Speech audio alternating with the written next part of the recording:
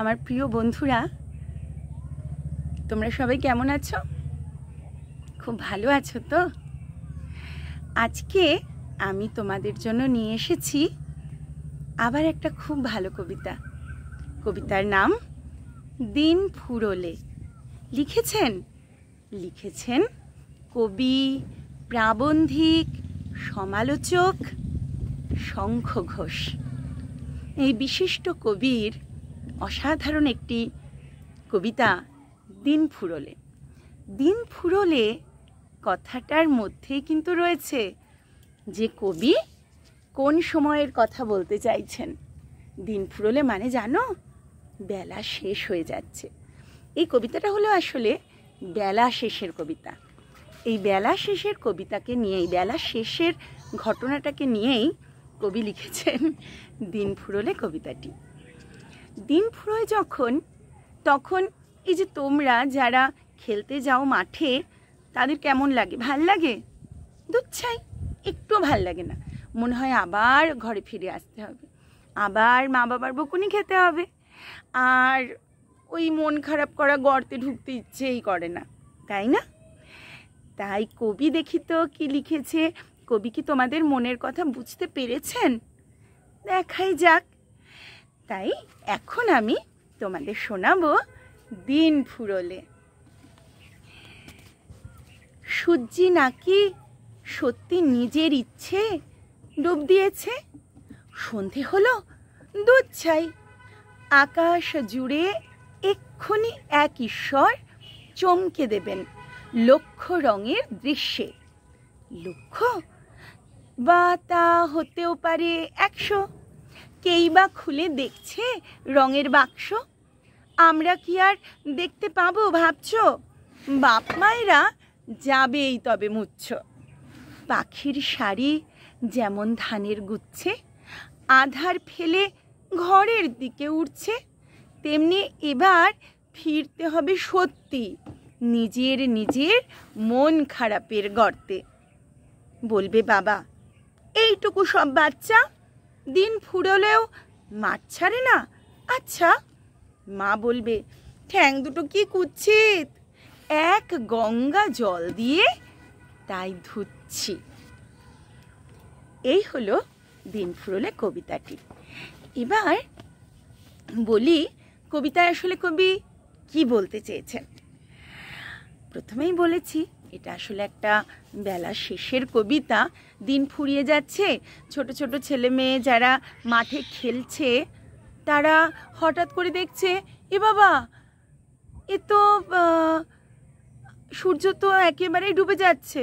তার মানে এখন আকাশে যে ঈশ্বর বসে থাকেন, ছোট ছোট ছেলেমেয়েরা তো ঈশ্বর মানে, তারা জানে যে আকাশে কিন্তু সব কিছু করেন ঈশ্বর বসে বসে। তাই তারা ভাবছে যে আকাশে ঈশ্বর এক্ষুনি তো সব হাজার হাজার লক্ষ লক্ষ তারায় আকাশটা ভরিয়ে দেবে। তাহলে সন্ধে যদি হয়ে যায়, মা বাবার কাছে তো ফিরে যেতেই হবে। কারণ মা বাবা যদি দেখে তার বাচ্চা বাড়িতে আসেনি, তারা সবাই মুচ্ছ যাবে। তাই প্রত্যেকে এবার তাদের মন খারাপের গর্তে চলে যাবে। তোমরা বলবে, মন খারাপের গর্ত কেন? মন খারাপের গর্ত এই জন্য, আমাদের ঘরটা কিন্তু চেনা জায়গা। ঘরের প্রত্যেকটা জিনিস আমাদের কি চেনা, তাই না? আর ঘরের প্রত্যেকটা কোণাও আমাদের চেনা। তাই একদম চেনা যা প্রতিদিনকার, তা কিন্তু বড্ড একঘেয়ে। আর একঘেয়ে জিনিস কি কোনো বাচ্চার ভালো লাগে? বড়দেরই কি ভালো লাগে? তাই সবসময় আমরা কি চাই? আমরা চাই অন্য রকম কিছু। বাচ্চারাও তাই চায়। আর সেখান থেকেই এই বাচ্চাদের মনে হচ্ছে ওই মন খারাপ করা গর্তে কিছুতেই যাব না। তাই তারা মন খারাপের গর্তে যেতেই চাইছে না। এবার বলি যে মন খারাপের গর্তে ওরা তো যেতে চাইছে না, কিন্তু যখন ওরা বাড়িতে ফিরবে তখন ওদের বাবা কি বলবে? বাবা বলবে, এইটুকু সব বাচ্চা খালি মাঠের মধ্যেই খেলবে। আচ্ছা, আর মা কি বলবে? মা বলবেন যে, এ মা, ওই যে মাঠে খেলে বাচ্চাদের পায়ে খুব তো কাদা লেগেছে। তাই বলবেন, মাঠে খেলে পাগুলো কি কুৎসিত, এক গঙ্গা জল দিয়ে তাই ধুচ্ছি। এক গঙ্গা জল মানে কি বলো তো? এক গঙ্গা জল মানে অনেক অনেক জল দিয়ে বাচ্চাদের পাগুলো মায়েরা ধুইয়ে দেবেন। এবার আমরা বলি যে আচ্ছা বলো তো তোমরা, আমি তোমাদের জিজ্ঞেস করছি, চ আর ছ দুটো যুক্ত করে যে যুক্তাক্ষর হয়েছে চয় ছয়, চয় ছয় দিয়ে এই কবিতায় কতগুলো শব্দ আছে? দেখো দেখো কবিতায় কতগুলো শব্দ আছে। কবিতায় শব্দ আছে বলবো? আচ্ছা বলছি। দুধ ছাই আছে, মুচ্ছ, আর কি আছে আর কি আছে? হ্যাঁ, গুচ্ছ, বাচ্চা, আচ্ছা, আর কি আছে? কুচ্ছিত আর ধুচ্ছি, তাই না? এই শব্দগুলো সবই কিন্তু রয়েছে চয় ছয় এই যুক্তাক্ষর দিয়ে। এবার তোমাদের আমি বলবো এই যে কবিতা দিন ফুরোলে এখান থেকে কি ধরনের প্রশ্ন আমরা করতে পারি বা কি ধরনের প্রশ্ন তোমরা কিভাবে লিখবে। প্রশ্ন যদি আসে সূর্য ডুবে যাওয়াকে দুধ ছাই বলা হয়েছে কেন, তখন বলবে বিশিষ্ট কবি, প্রাবন্ধিক, সমালোচক শঙ্খ ঘোষ ছোটদের কথা বলেছেন এই দিন ফুরোলে কবিতায়। ছোটরা মাঠে খেলতে গিয়েছে, সন্ধে নেমে আসছে, আর তখন দুরন্ত ছেলেরা বেশিক্ষণ আর খেলতে পারবে না, তাদের এবার বাড়ির দিকে যেতেই হবে, তাই তারা ভীষণ বিরক্ত হয়ে বলেছে দুধ চাই। পরের প্রশ্ন, আকাশ জুড়ে লক্ষ রঙের দৃশ্য মানে কি?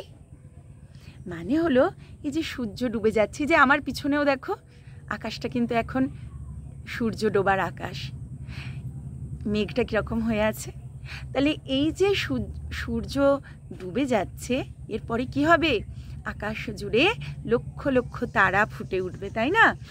আর ছোটরা ভাবে যে আকাশে বোধহয় ঈশ্বর বসে আছেন, ঈশ্বর বসে এক্ষুনি একদম মশাল জ্বেলে দেবেন, অনেক লক্ষ বা 100 অনেক অনেক তারা বা লাল রঙে সেজে উঠবে এখন আকাশ। আর তখন শিশু মন মনে করছে যে হয়তো এটা ঈশ্বরই করছেন। পরের প্রশ্ন, কবিতায় ছোট্ট ছেলে মেয়েদের কাদের সঙ্গে তুলনা করেছেন কবি? বলো তো দেখি কাদের সঙ্গে তুলনা করেছেন? হ্যাঁ, ছোট্ট ছেলে মেয়েদের কবি তুলনা করেছেন পাখির সঙ্গে। পাখিরা কি করবে? পাখিরা যেমন করে ধানের গুচ্ছে বসে খুব আনন্দ করতে করতে হঠাৎ করে যেই দেখে সন্ধে হয়ে আসছে তারা কি করে? তারা অমনি দৌড়ে বাড়ি চলে যায়। ঠিক তেমনি, মানে উঠতে উঠতে, তারা তো দৌড়তে পারে না, ঠিক তেমনিভাবে বাচ্চাদেরকেও যেই সন্ধে হয় তাদের যতই ইচ্ছে হোক না কেন তাদের বাড়ি চলে যেতে হয়। তাই এখানে ছোট ছেলেমেয়েরা হলো ছোট্ট ছোট্ট এক একটা পাখি। পরের প্রশ্ন, ঘরকে মন খারাপের গর্ত কেন বলা হয়েছে? ঘরকে মন খারাপের গর্ত কেন বলা হয়েছে আমি তো বলেই দিলাম। ঘরের প্রত্যেকটা কোণ আমাদের সবার চেনা, ঘরের প্রত্যেকটা জিনিসপত্র আমাদের সবার চেনা, আর ঘর এর জন্য বড্ড একঘেয়ে, আর একঘেয়ে কোনো কিছুই ভালো লাগে না বেশি দিন। আর ছোট ছেলেমেয়েদের মন তো সবসময় পাখা মেলে উড়ে যেতে চায়, তাদের কি ভালো লাগতে পারে ঘরের ওই চার দেয়াল ওই ছোট্ট ছোট্ট ঘর গর্তের মতো? তাই জন্য ঘরকে বলা হয়েছে মন খারাপের গর্ত। কিন্তু এই যে প্রকৃতি, এই যে খোলা মাঠ, খোলা আকাশ, এর কাছে ঘর তো সত্যি একটা গর্তের মতো। তাই কবির কাছেও, কবির মনে তো শিশুর মতো, কবিরও মনে হয়েছে যে ঘর হচ্ছে মন খারাপের এক একটা গর্ত। এই হচ্ছে দিন ফুরোলো কবিতাটা, খুব ভালো করে পড়বে। আর কবিতায় যদি মনে হয় কোনো জায়গায় কিভাবে বললে আরও ভালো হয় আমাকে জানাবে কমেন্ট করে। আর আরেকটা কথা, যারা আমার চ্যানেলটা এখনও সাবস্ক্রাইব করোনি তারা করে নেবে, তাহলে এরকম অনেক সুন্দর সুন্দর কবিতা আর তাদের আলোচনা তোমরা এই চ্যানেলে পেয়ে যাবে। কেমন? সবাই খুব ভালো থেকো, খুব মজা করো আর খুব খেলা করো, খুব ভালো।